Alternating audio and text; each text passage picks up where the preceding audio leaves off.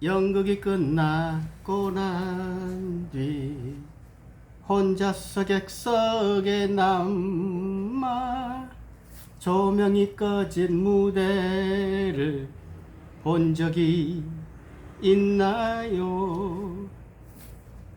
음악 소리도 분주히 돌아가던 세트도 뭐 이젠 다 멈춘 채 무대 위에 정적만이 남아있죠. 갑자기 생뚱맞게 못 부른 노래나마 그 생각이 났습니다.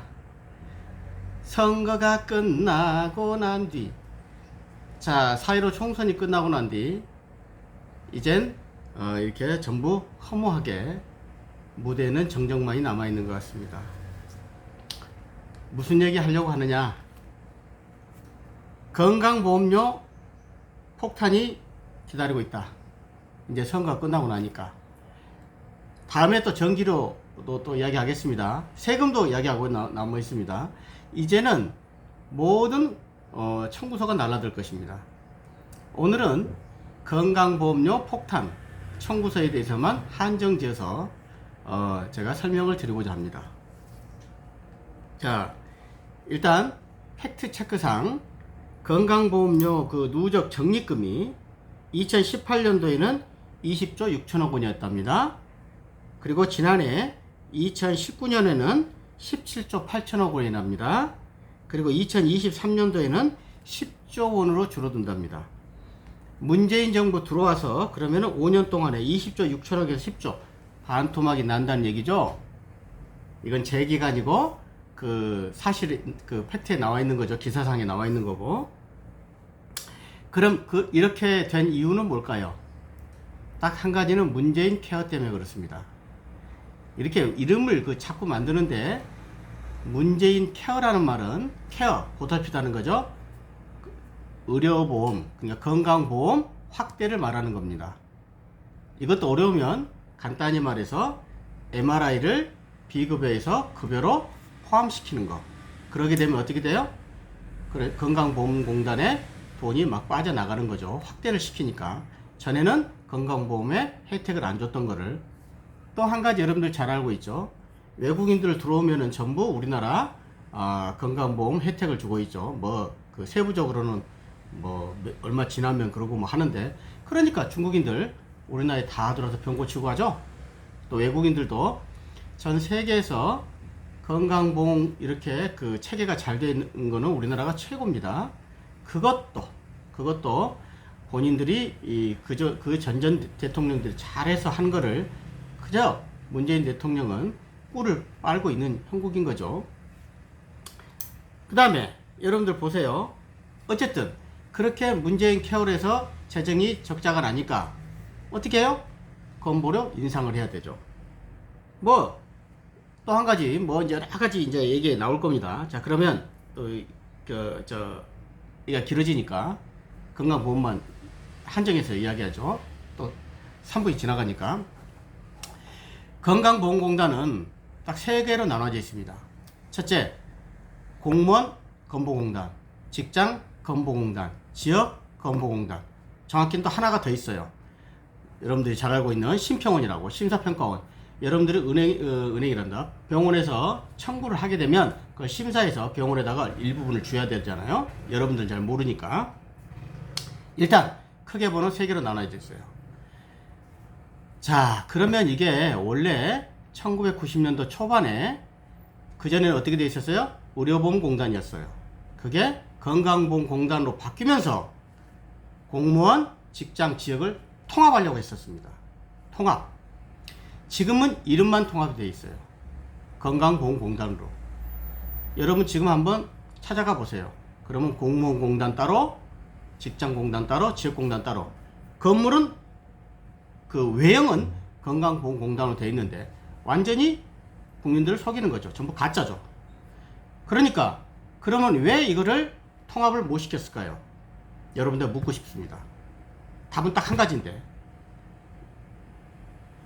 그걸 통합 안 시킨 집단이 어디예요? 공무원 집단. 공무원 건보공단이 반발했기 때문이죠. 그 다음에 두 번째, 직장 건보공단도 반발했죠. 공무원공단하고 직장 건보공단은 거의 비슷한 집단이에요. 소득에 대해서만 건보료를 부과시키고, 그 다음에 소득, 재산, 자동차, 사람 수 다 합쳐서 통합 계산하는 것이 지역보험, 자영업자들. 이해하셨죠? 이 세 개로 나눠져 있어요. 건만 건보공단으로 이름만 바꿨을 뿐이지. 그러니까 이 대통령부터 전부 공무원 아닙니까? 전부 그 힘있는 집단들이 장차관, 그 다음에 건보, 보건복지부. 그러니까 이 사람들이 통합을 시켜 안 시켜요? 안 시켜.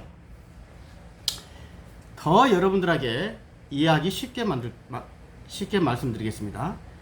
30억 강남 아파트를 가지고 있는 공무원이 연봉이 7천만이라 합니다. 예를 들면, 그러면 이 사람은 건강보험료를 15만원에서 20만원 정도 낸다고 그냥 산정합시다. 얼마인지는 몰라요. 그런데 이 사람이 퇴직하고 지역으로 돌아오게 되면 얼마를 내게 된다? 금방 30만원 넘어갑니다. 30만원이 뭐예요? 4, 50만원 금방 넘어가요. 제가 알기로 건강보험료는 맥시멈 300만원으로 그렇게 데드라인이 형성되어 있는 걸로 알고 있어요. 어쨌건 그냥 생각해 보십시오. 수입이 없어서 은퇴자가 퇴직을 했는데 갑자기 재산에다 부과하게 되니까 건강보험료가 폭등을 하게 되는 거예요. 그러니까 그 기존에 있는 공무원 집단에서는 이 통합을 안 시키는 거죠. 그리고 전부 떠넘기는 거예요. 다른 데다가. 이게 도덕적 해이예요. 모랄 해저드예요. 이게 여지껏 국민건강보험공단이 제대로 된 통합을 못하고 있는 이유입니다. 100% 팩트입니다. 그러니까 지금 현재 어떤 일이 일어나고 있는지 아십니까? 지금 이렇게 문재인 케어를 해가지고 5년 만에 재정이 반토막이 나니까 돈이 없어진단 말이에요. 그러니까 그 밑에 그 건보공단 직원들이 전부 직장에 있는 여러분들 이거 아십니까? 1인 고용 사업장이라 하더라도 직장 건강보험공단을 해주고 있습니다. 또 그거를 권합니다. 아주 권해요. 국민연금이 와서 이렇게 권합니다. 국민연금하고 건강보험하고는 그 형제간이기 때문에 그렇게 와서 권해요. 어쨌든 짧은 시간에 제가 설명을 해야 하니까 스킵하고 빨리 넘어갑니다. 그러니까 자기들이 필요할 때는 그렇게 직장 건보공단을 해주겠다고 그래요. 근데 최근에 와서 건강보험 그 재정이 적자가 되니까 점점 줄어드니까 어떻게 하고 있냐면은 색출하러 다닙니다. 어떻게? 제대로 된 직장 직장 건강보험으로 되고 있는지, 직원이 제대로 출근하는지, 제대로 된 직원인지 이걸 해서 전부 뭐를 바꾸려고? 지역으로 바뀌려고. 왜? 돈이 필요하니까. 자, 그럼 여기서 여러분들 한 가지를 말씀드릴게요. 직장에 있느냐, 지역에 있느냐, 공무원에 있느냐, 건보공단에 있느냐에 따라서 이렇게 금액이 달라져서는 안 되는 것입니다.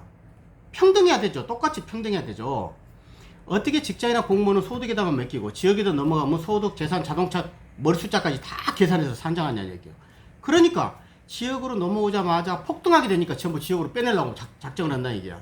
제일 자기 상급 대통령은 선심 쓰고, 제일 밑에 그 실무진들한테는 야, 니들 전부 직장 걸 색출해서 전부 지역으로 돌려. 왜?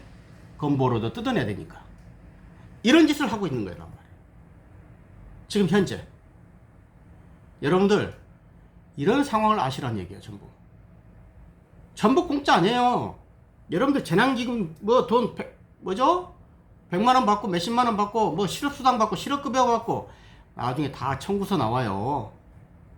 그래서 이런 지금 지역, 이것도 만약 예를 들면 지역이 더 싸지면 그러겠습니까? 직장에서 20만원 냈어요. 지역으로 돌아가면, 사실 지역으로 돌아가면 일부 웬만한 건 다 직장으로 넣어줬으니까 농촌에 사시는 분들이나 자영업자나 소상공인이나 없는 사람이 태반이에요. 근데 그 사람들도 집 한 채 갖고 있다 그러면 보험료가 폭등한단 말이에요. 그러니까 직장이나 공무원에서 지역으로 넘어가면은 보험료가 증가가 안 되고 감소가 된다면 이 짓을 하러 다니겠어요? 적발하러 다니겠냐고요. 이 무슨 짓이냐 이거지 이게. 하락할 때는 언제고 적발할 때는 언제고. 그러니까 오늘 이렇게 하라. 그래서 정부를 믿지 말라는 거예요. 오늘 이렇게 해라. 여러분들 그 임대사업자도 마찬가지잖아요. 임대사업자 해라. 했어. 그러니까 지금은 니들 혜택 다 박탈다 할 거야. 정부 하는 짓이 이 모양 이 꼴이란 말이에요. 그래서 여러분들 이거 뭐예요? 자, 짧은 시간에 하려고 하니까 직장, 지역, 공무원 다 이렇게 제가 혼합을 시켜야 되는 거예요. 통합을 시켜서 소득으로 하면은 소득. 그러면 어떻게 되냐 이런 말 나와요. 정확히 자 팩트를 제가 체크해 드릴게요. 지들 반발할 것 같으면. 자, 직장이나 공무원들 소득이 노출돼 있어요. 근데 자영업자는 소득 노출도 안 돼 있다고 그래요. 안 돼 있기 때문에 재산까지 포함시킨다 그래요. 그러면 간주라는 게 있어요. 간주. 이번에도 있잖아. 전세에다도 간주 임대를 했잖아요. 간주 소득으로 하면 되는 거예요. 간단히 얘기해서. 이해 가십니까? 어느 정도 이 정도 평균 잡는 거예요. 자기들이. 몇 세 아니면 어느 정도 되면은 그런 방법은 여러 가지가 있고, 그러면 이 정도 되게 되면은 통상적으로 지역의 직장에서 20만 원 냈으면 지역에서 20만 원 내게 만들어줘야 되는 거 아닙니까? 간주 건강보험료 만들어서 하려고 안 하는 거예요. 하려고 하면은 방법이 많아요.